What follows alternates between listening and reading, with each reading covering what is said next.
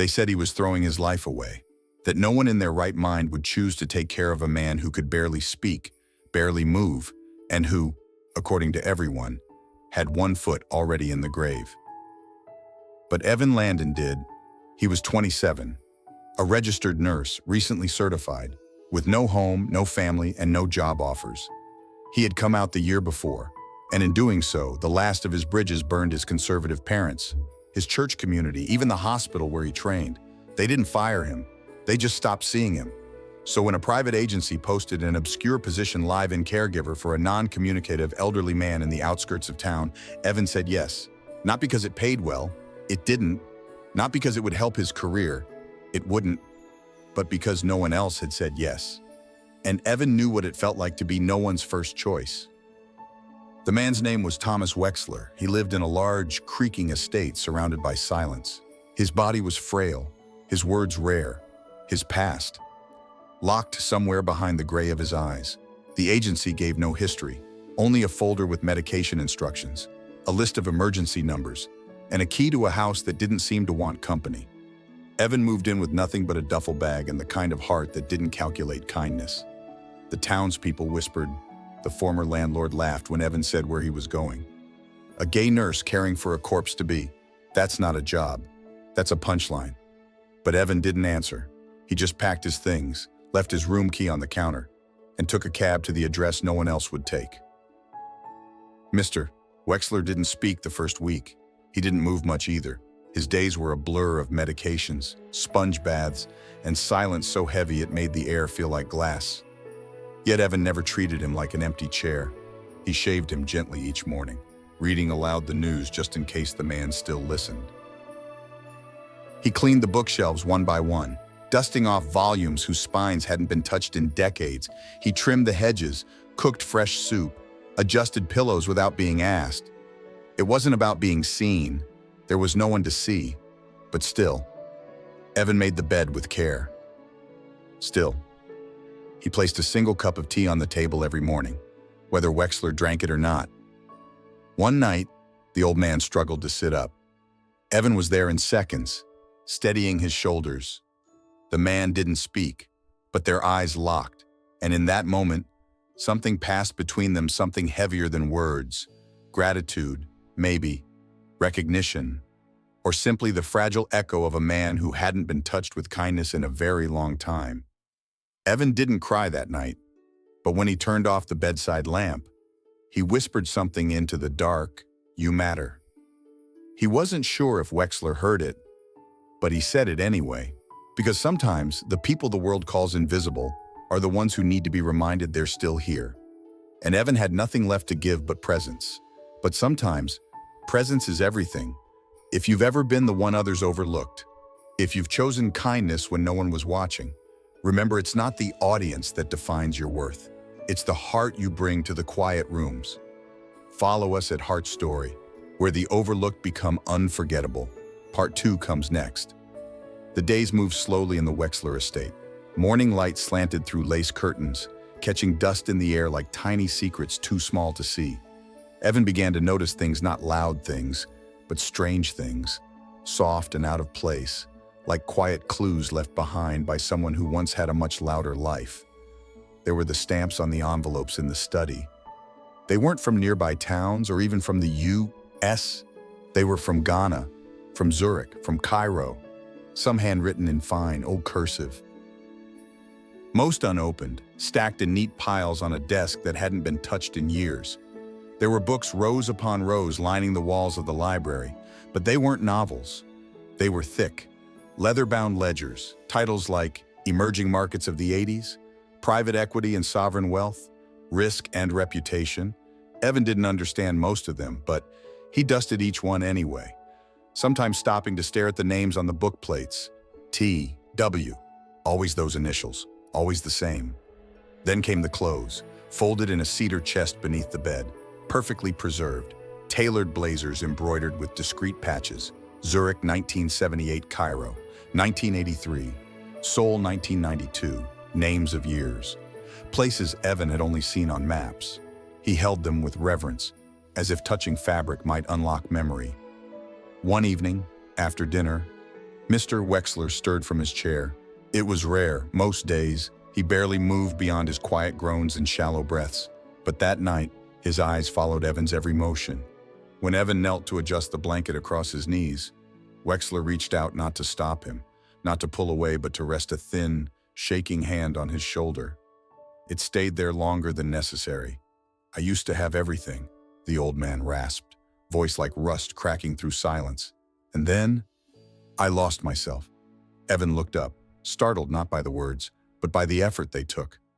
Wexler hadn't spoken in weeks.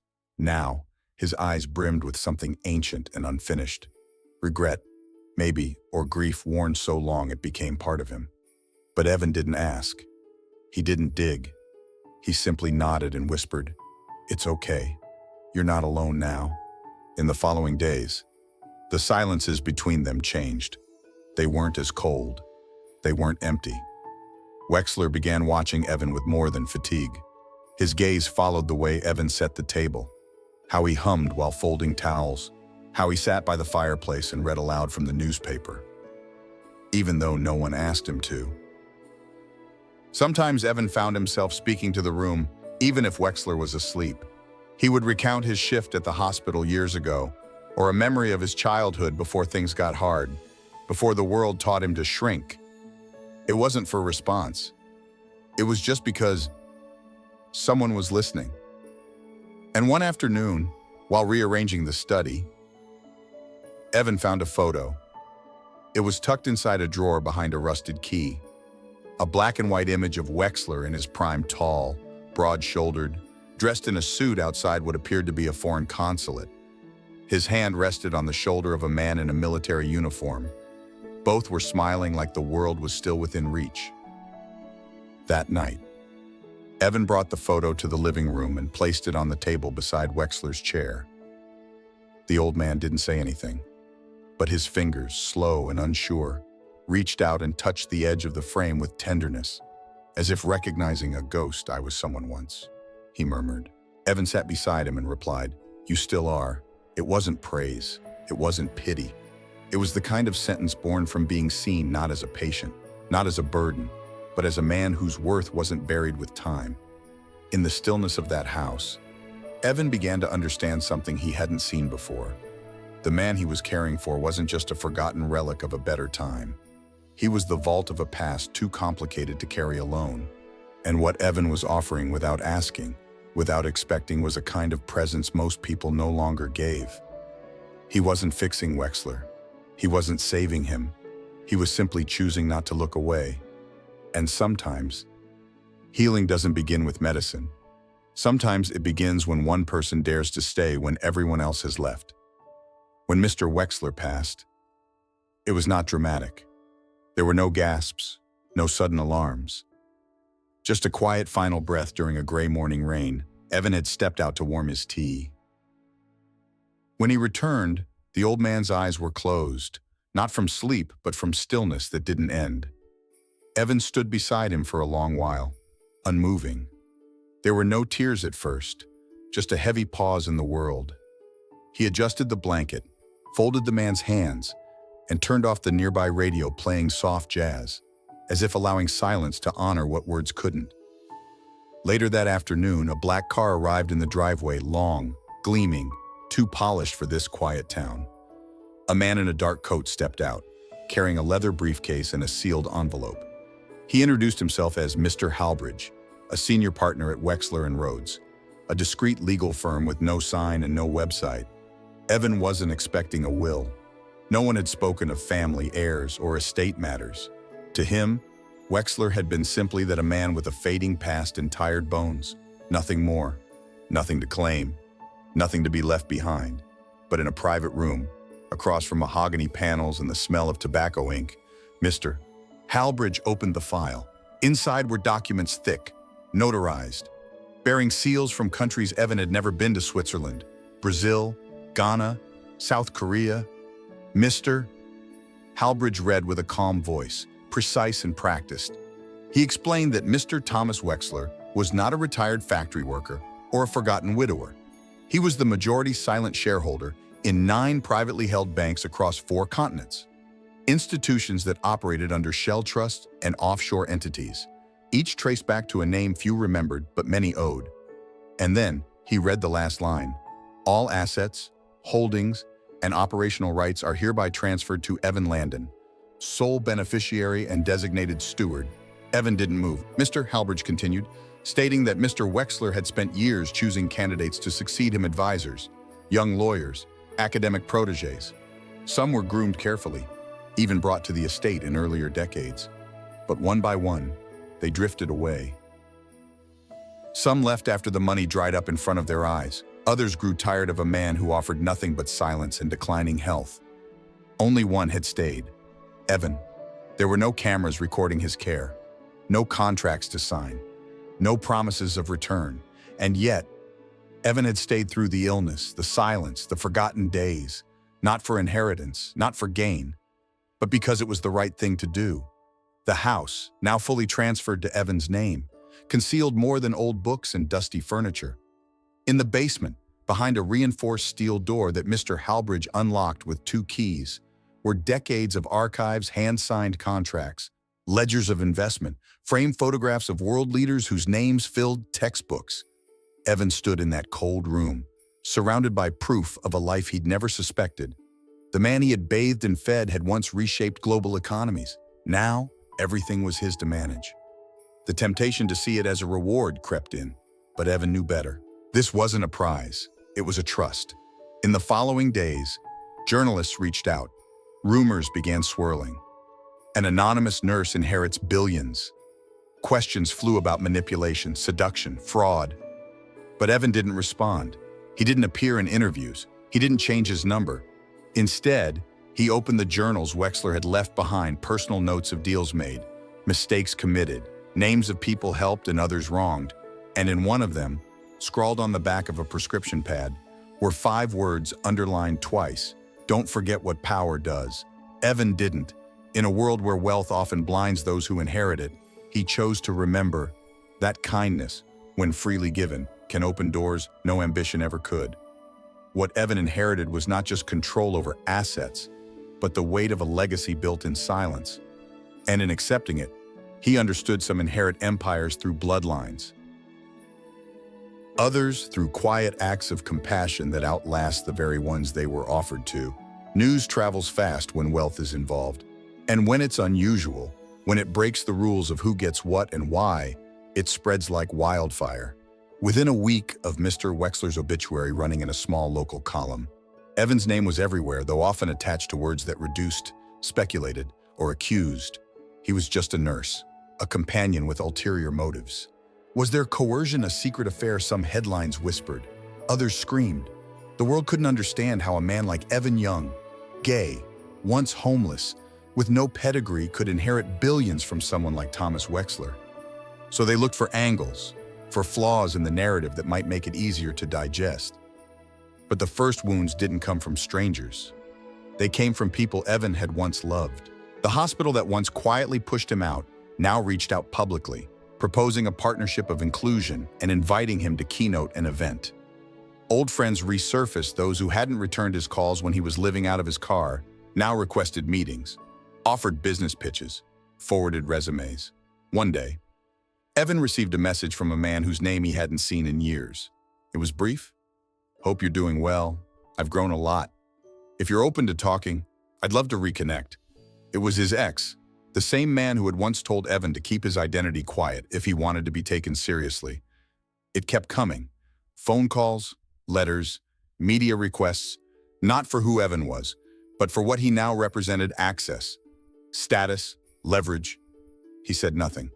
Instead, Evan poured himself into work, not board meetings, not portfolio reviews, those could wait. He turned his attention to a blueprint he'd been sketching in silence long before Mr. Wexler passed, the Curie Foundation. It started as a single folder on his desk: Quality, Unity, Relief, Equality, a free healthcare initiative for LGBTQ plus individuals experiencing homelessness. Evan remembered the nights sleeping in his car, changing in public restrooms, hiding bruises from strangers and cold shoulders from family. He remembered the look on other boys' faces in shelters, boys who wore pain like a second skin.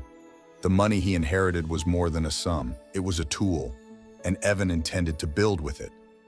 The first KBRE Center opened quietly in an unused building near the city's edge. No grand ribbon cuttings, no press releases, just new sheets, warm lights, real doctors, and a door that didn't judge who walked through it. Some questioned his silence in the face of public rumor. Why doesn't he defend himself? But Evan understood something most didn't. Explaining yourself to those who never asked who you were until you were valuable, it doesn't change hearts. It only feeds doubt.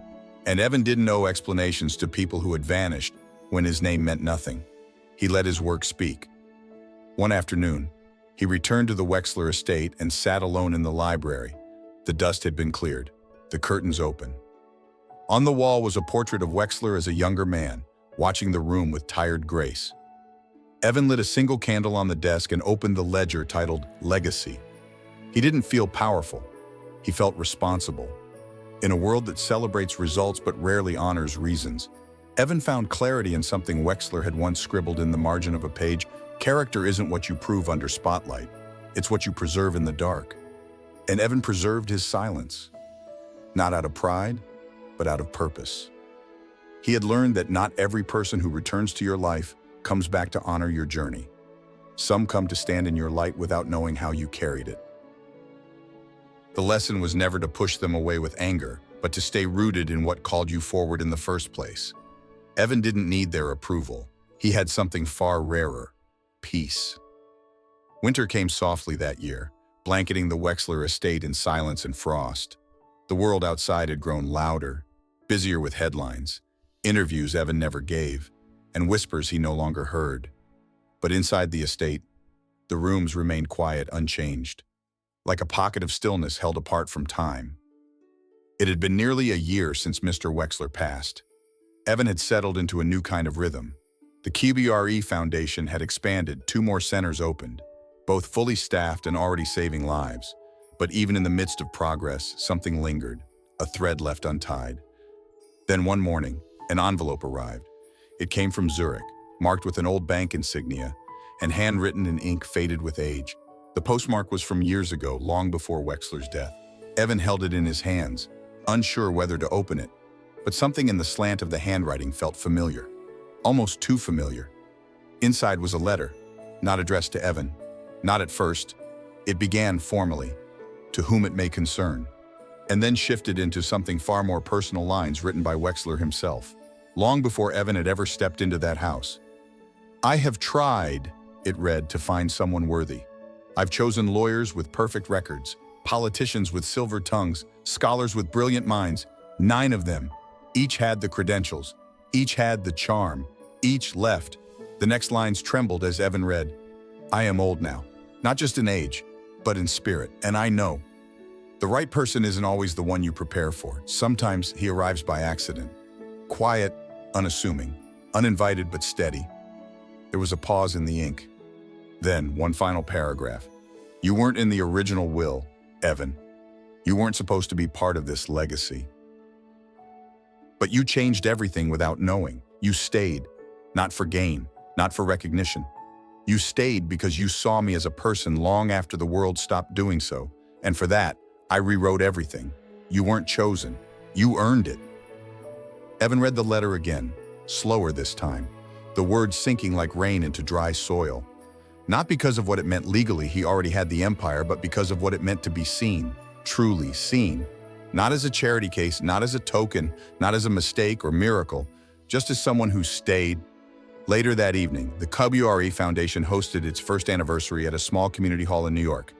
No marble halls, no tuxedos, just warm lights, folded chairs, and dozens of people whose lives had been touched, some who could speak, others who only held Evan's hand in quiet thanks. At the end of the night, he stepped onto a small stage and stood before them. "I'm not the smartest person in this room," he began, "or the most successful. I didn't grow up with much. I wasn't supposed to end up here. I was just the one who didn't leave." The room stilled. "I cared for a man the world forgot. And in doing so, I found something most people spend their whole lives chasing: being trusted, being believed in, without having to earn it through status or noise. I was never the chosen one. I was just someone who showed up every single day. He paused, holding the moment gently in his chest before releasing it. And maybe that's what we all need to remember. You don't have to be first, or brightest, or best. Sometimes you just have to stay, even when no one claps, especially when no one claps. As the audience stood in quiet applause, Evan looked out not for cameras or headlines, but for the invisible people. The ones who never feel enough, the ones who stay anyway. And for the first time, he didn't feel like a stranger in the world. He felt home. Have you ever felt overlooked, like no one saw your worth until it was too late? Tell us in the comments, would you still choose to stay, even if no one thanked you for it? If this story touched you, don't forget to follow Heart Story for more true stories of quiet courage and unexpected redemption. The world needs more people like you, the ones who stay,